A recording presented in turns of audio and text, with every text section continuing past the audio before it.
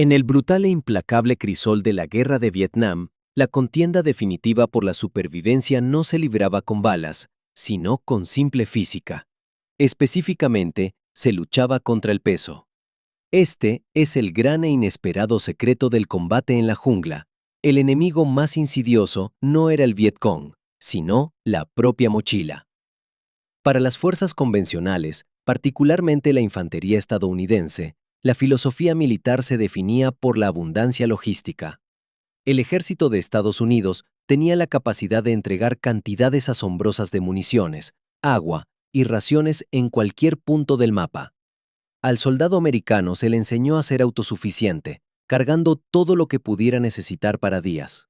Copiosas cantidades de munición, radios, botiquines médicos y, crucialmente, pesadas latas selladas de raciones C o más tarde, las ligeramente menos pesadas MRE, Meals Ready to Eat. El resultado de esta riqueza logística era, paradójicamente, debilitante.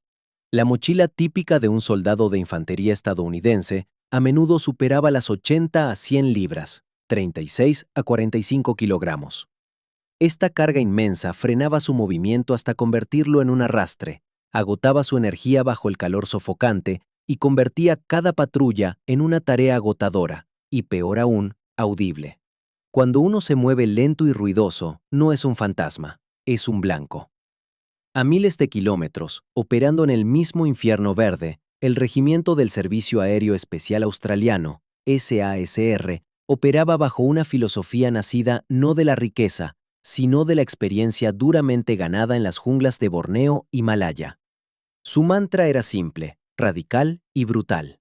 Más ligero es más rápido es más silencioso, y más silencioso es la supervivencia. Las misiones del SAS eran patrullas de largo alcance, LRP, a menudo con una duración de 10 a 14 días, adentrándose profundamente en territorio en disputa, cerca de las fronteras de Camboya y Laos, donde el reabastecimiento era imposible y el descubrimiento significaba la aniquilación. Para estas misiones, el SAS identificó el peso como su enemigo más insidioso. Su objetivo era radical: reducir el peso de la mochila personal al mínimo absoluto, a veces por debajo de 50 libras, 23 kilos, incluso para una patrulla de 2 semanas. La munición, las baterías de radio y el equipo de demolición especializado eran pesos no negociables.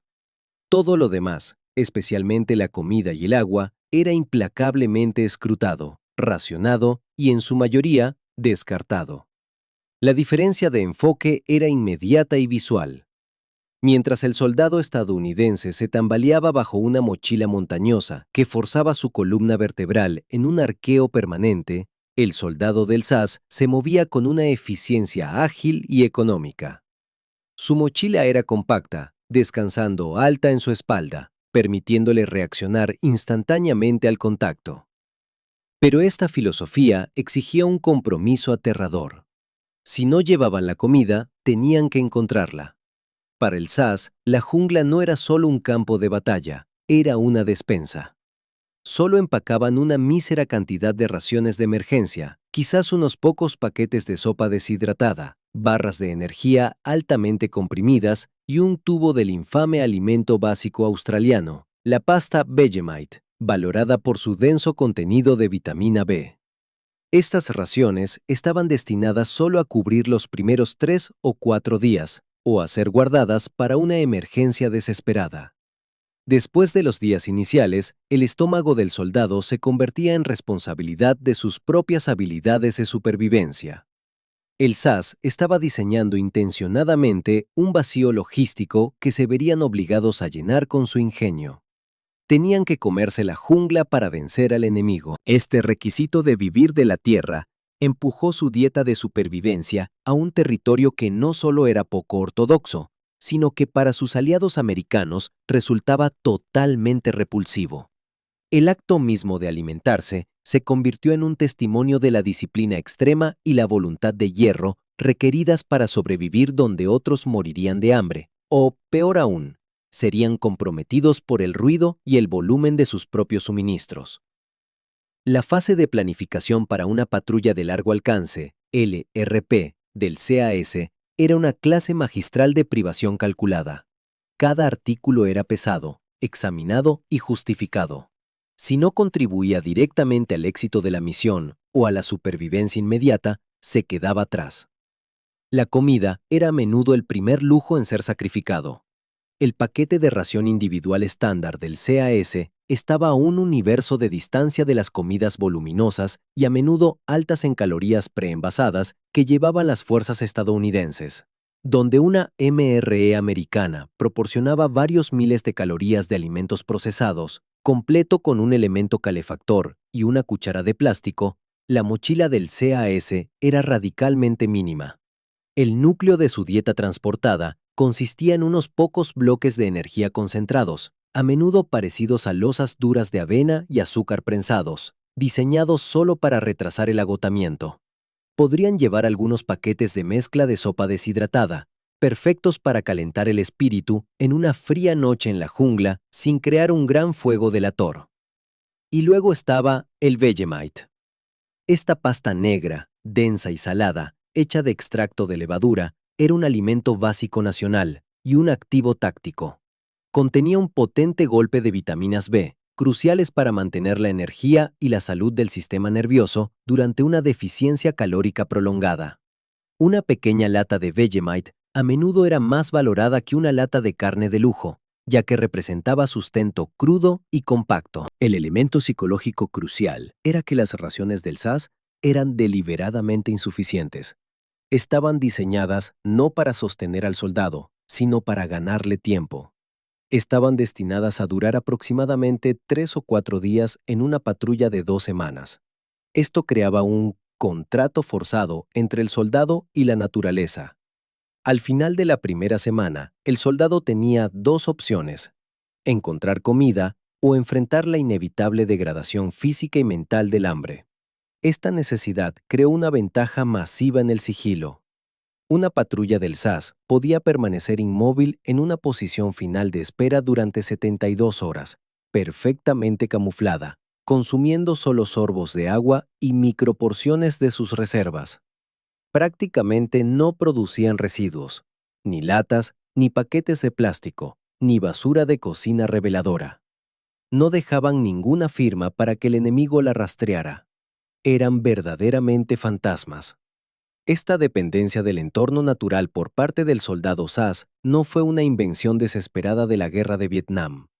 Fue el producto de un agotador currículo probado, perfeccionado en otro teatro de conflicto: la emergencia malaya y la confrontación de Indonesia en Borneo durante las décadas de 1950 y 1960. Estos conflictos anteriores fueron el crisol del SAS. Operando en las duras y montañosas junglas de Borneo, donde las líneas de suministro externas eran virtualmente inexistentes, el SAS rápidamente aprendió que la doctrina militar de los libros de texto era inútil. Tuvieron que convertirse en expertos en lo que se denominó patrullaje de penetración profunda. El aspecto más crítico de este entrenamiento fue la integración del conocimiento indígena. Los australianos aprendieron directamente de las tribus locales, los rastreadores iban en Borneo y los diversos grupos étnicos en Malaya que habían sobrevivido en la jungla durante milenios. Absorbieron lecciones sobre qué comer, qué tocar y qué evitar. Lecciones que los manuales militares occidentales simplemente no contenían. La filosofía central enseñada en Borneo era: la jungla te sostendrá, siempre que sepas cómo pedírselo. Esto significó un entrenamiento integral en etnobotánica. Los soldados del SAS aprendieron a identificar y distinguir entre los cientos de diferentes especies de ñames silvestres, tubérculos y frutas, separando rápidamente lo nutritivo de lo tóxico. Sabían qué enredaderas específicas producían agua potable y cuáles paralizarían su garganta. Este conocimiento profundo se convirtió en la diferencia fundamental entre el SAS y sus homólogos estadounidenses. Mientras que las Fuerzas Especiales de Estados Unidos recibían entrenamiento de supervivencia que a menudo era teórico o se realizaba durante unas pocas semanas, para el SAS, este nivel de intimidad con el medio ambiente era una precondición para el servicio. Habían reemplazado el peso de la comida con el peso del conocimiento. Una vez que las patrullas del SAS agotaban sus escasas raciones transportadas, recurrían inmediatamente a la fuente de proteínas más abundante, confiable y fácilmente adquirible en la jungla: los insectos y sus larvas. Para el soldado occidental promedio, esta era una línea que rara vez se cruzaba, pero para el SAS era disciplina táctica y supervivencia esencial. En el ambiente húmedo y en descomposición del suelo de la jungla, la proteína se pudre rápidamente. La caza mayor es difícil de capturar, difícil de limpiar y requiere fuego, un faro ruidoso y humeante para el enemigo. Los insectos y las larvas, sin embargo, se encuentran en todas partes. Son casi silenciosos de adquirir y ofrecen una densa carga útil y nutritiva. La clave era el conocimiento, saber dónde buscar y qué era seguro. Los soldados del SAS eran maestros en encontrar lo que se referían sombríamente como mariscos de la jungla. Sus zonas de forrajeo preferidas eran los troncos podridos, la tierra húmeda y los núcleos internos de ciertas plantas de la jungla. Retiraban cuidadosamente la corteza o abrían la madera en descomposición para revelar larvas de escarabajos y gusanos rollizos de color crema. Estos gusanos eran densos en calorías y contenían altas cantidades de grasa y proteína. Mientras que la visión de ellos provocaría el vómito en los no iniciados, incluidos muchos boinas verdes estadounidenses que se encontraban con los hábitos australianos, el SAS los consumía con una eficiencia pragmática. Un bocado de larvas era la diferencia entre mantener la alerta durante una guardia estática de 12 horas y sucumbir a la debilidad. La preparación también era clave para mitigar el riesgo. Mientras que algunas larvas muy específicas eran seguras para comer crudas, la mayoría se cocinaban ligeramente para matar los parásitos. Crucialmente, esta cocción casi siempre se hacía sobre una fuente de calor mínima y sin humo. Utilizaban una astilla de calor de un fuego diminuto y autocontenido, o más a menudo asaban los insectos o larvas sobre una roca caliente que se había calentado profundamente dentro de un pozo de fuego cuidadosamente gestionado, permitiendo que el calor se disipara rápidamente sin liberar grandes columnas de humo delator. Las hormigas eran otro alimento básico. Ciertas especies de grandes hormigas de la jungla y sus huevos proporcionaban una potente ráfaga ácida de proteína y sabor. Pero la fuente de carne fresca más concentrada y confiable en la jungla vietnamita era el reptil. Aquí es donde el SAS australiano realmente se ganó el apodo de comedores de serpientes y se distanció más claramente de las prácticas de sus homólogos aliados. Para la mayoría de los soldados occidentales, encontrarse con una serpiente significaba peligro inmediato, una amenaza que debía ser evitada o eliminada con una ráfaga de fuego automático. Para el SAS, una serpiente era una comida silenciosa y perfectamente empaquetada. El soldado del SAS estaba entrenado para ver a la serpiente con un pragmatismo frío y profesional. Eran abundantes. Podían ser rastreadas y atrapadas sin el ruido explosivo de un arma de fuego.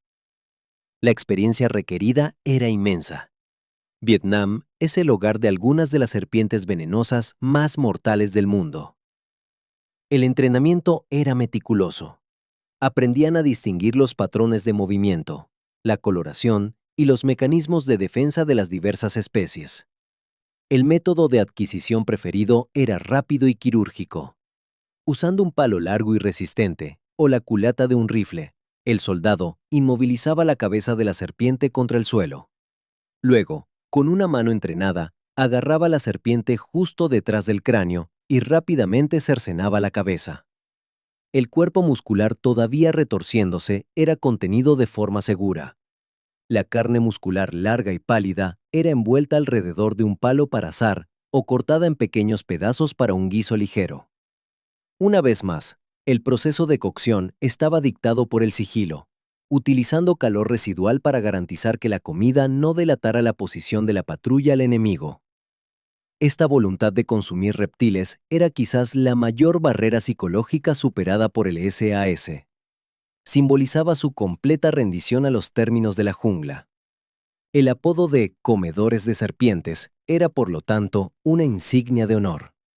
Indicaba un dominio psicológico sobre los aspectos más hostiles del medio ambiente, un estado de adaptación que trascendía al soldado convencional. En la jungla, la escasez de alimentos podía tolerarse durante días. pero la escasez de agua era un asesino rápido. La deshidratación, en el calor sofocante y la humedad de Vietnam, podía conducir a la incapacitación, el delirio y el golpe de calor en cuestión de horas, comprometiendo a toda la patrulla. Para el SAS, esto significaba que encontrar agua no era una habilidad de supervivencia secundaria, sino un imperativo táctico primario. El enfoque militar convencional para el agua era simple: llevarla. Pero un galón de agua pesa 8.3 libras, 3.8 kilogramos. Para una patrulla de 14 días, transportar suficiente agua era logísticamente imposible. Por lo tanto, el SAS tuvo que desarrollar una experiencia extrema en hidrología de campo. La fuente de agua más peligrosa era la obvia: ríos y grandes arroyos en áreas frecuentadas por el enemigo. Estas fuentes a menudo estaban contaminadas por desechos humanos y animales, o, peor aún, deliberadamente trampadas con granadas sumergidas o cables. Beber agua de río sin tratar era una ruta garantizada a la disentería debilitante y a la angustia gástrica grave, una forma segura de exponer a la patrulla. El SAS se centró en el agua silenciosa. Eran expertos en acceder a las reservas internas de la jungla. Esto incluía identificar y cortar cuidadosamente enredaderas específicas de la jungla, a menudo llamadas enredaderas de agua, que almacenaban agua clara y pura. El truco radicaba en cortar primero la enredadera en la base y luego cortarla inmediatamente más arriba. Si se cortaba desde la parte superior, la presión aspiraría el agua de vuelta a las raíces. El líquido era a menudo ligeramente amargo o a madera, pero completamente estéril y salvador. Otra técnica implicaba explotar los microclimas de la jungla. Aprendieron a recolectar condensación o rocío envolviendo un trozo de tela alrededor de los troncos de árboles lisos y no porosos. También utilizaban grandes hojas cerosas o láminas de plástico para crear trampas de rocío durante la noche. Para el agua subterránea, el SAS enseñó a sí mismo un método de filtración crudo pero efectivo. Si una fuente estaba fuertemente contaminada, cavaban un agujero al lado del área contaminada, como un arroyo o un estanque fangoso. A medida que el agua se filtraba lentamente en el nuevo agujero, llenaban el fondo con capas de carbón finamente triturado de viejos fuegos, arena y tela. Esto actuaba como un sistema de filtración rudimentario. Si bien el agua aún requería tratamiento químico utilizando las tabletas de purificación que llevaban, el proceso reducía el sedimento y los contaminantes grandes, haciendo que las tabletas fueran más efectivas. El conocimiento se extendió a reconocer plantas que contenían agua, como las grandes plantas de jarra cóncavas o el agua retenida dentro de las ramas de ciertas especies de bambú. La ventaja táctica clave era que todos estos métodos no producían ruido y dejaban una firma mínima. Una gran unidad estadounidense rellenando cantimploras en un arroyo creaba un objetivo audible y visible. Un soldado del SAS recolectando silenciosamente condensación de una enredadera era invisible. Al eliminar la necesidad de transportar pesados suministros de agua y dominar el arte de cosechar el agua directamente del medio ambiente, el SAS mantuvo su velocidad y sigilo. La capacidad de encontrar agua en silencio, de manera eficiente y segura, era posiblemente más crítica para su éxito a largo plazo que cualquiera de sus elecciones dietéticas, asegurando que el equipo siguiera siendo tácticamente viable incluso las partes más secas y profundas del territorio enemigo. El arte de la hidratación se convirtió en el arma definitiva contra la fatiga y el descubrimiento. La maestría en supervivencia de los soldados del SAS, su capacidad para subsistir a base de insectos, serpientes y agua filtrada de pantano, no era simplemente una demostración de resistencia física, era el fundamento de su superioridad táctica en Vietnam. Cada decisión de buscar alimento en lugar de cargarlo, cada decisión de usar un pequeño fuego de palo en lugar de una gran llama, era una contribución directa a la misión principal de la patrulla: permanecer invisible. Las ventajas tácticas eran múltiples y críticas. Firma de ruido reducida.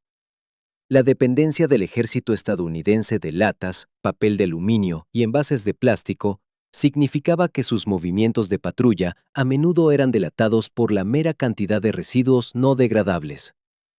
Abrir una lata de raciones C o rasgar un paquete de MRE en la densa jungla creaba un sonido distintivo que podía viajar cientos de metros en el aire inmóvil.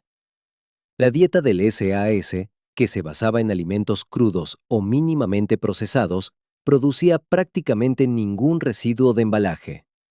Cuando comían, se hacía en un silencio casi absoluto, lo que les permitía ejecutar misiones de observación estática, permaneciendo inmóviles cerca de un sendero o campamento enemigo durante días sin que el enemigo detectara su presencia.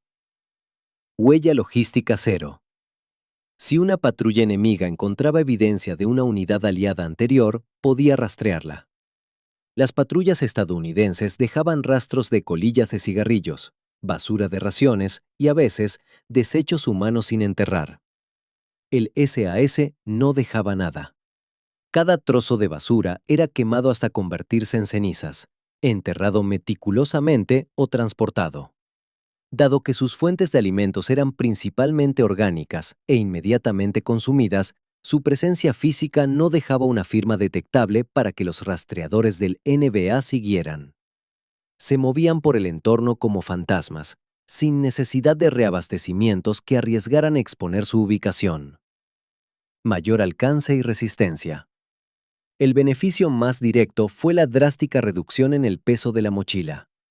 Al llevar 30 libras menos que un homólogo estadounidense, el soldado del SAS podía cubrir mayores distancias más rápido, mantener una mayor conciencia situacional durante periodos prolongados y gastar menos energía en la humedad abrasadora. Crucialmente, cuando la patrulla necesitaba moverse rápidamente, como durante una extracción de emergencia o al perseguir, la mochila más ligera permitía sprints y cambios repentinos de dirección que un soldado fuertemente cargado nunca podría manejar. Resiliencia psicológica. Operar en un estado de hambre controlada, sostenido por alimentos inusuales y a menudo inquietantes, agudizaba la disciplina mental del soldado del SAS. Era una prueba psicológica constante. La capacidad de atrapar tranquilamente una serpiente, cortarle la cabeza y cocinarla, sabiendo que una unidad enemiga podría estar a solo metros, forjaba una resistencia de hierro al pánico y la incomodidad. Esta resiliencia significaba que en una situación de contacto crítico era menos probable que el soldado sucumbiera a la fatiga o al miedo. Ya habían conquistado la amenaza más fundamental para un soldado, el hambre y la indefensión. Confiaban en sus propias habilidades por encima de cualquier cadena de reabastecimiento, dándoles una ventaja mental que ninguna cantidad de comida enlatada podría replicar. Los comedores de serpientes eran temidos no por el tamaño de sus armas, sino porque habían eliminado sus necesidades humanas más básicas, transformándose efectivamente en depredadores autosuficientes en el patio trasero del enemigo. La distinción en la dieta fue un reflejo de una profunda división filosófica. Las fuerzas estadounidenses, luchando una guerra de desgaste, confiaban en la logística y la tecnología para dominar el entorno. El SAS, luchando una guerra de insurgencia, confiaba en la simbiosis y la adaptación. Entendieron que el soldado más exitoso es el que más se asemeja a un depredador local, ligero, silencioso y autosuficiente. El rechazo del SAS a ser lastrado por las raciones convencionales fue su mayor apuesta táctica, pero también su movimiento más brillante. Los forzó a dominar el entorno, convirtiendo la jungla hostil en un proveedor confiable. Esta habilidad les permitió permanecer en las sombras por más tiempo, golpear más fuerte y desaparecer sin dejar rastro. El legado perdurable de los comedores de serpientes es que la verdadera resiliencia no se trata de la fuerza de las armas, sino de la adaptabilidad de la mente y el cuerpo. El éxito se encuentra a menudo a través del rechazo deliberado de los procedimientos estándar cuando el entorno exige innovación.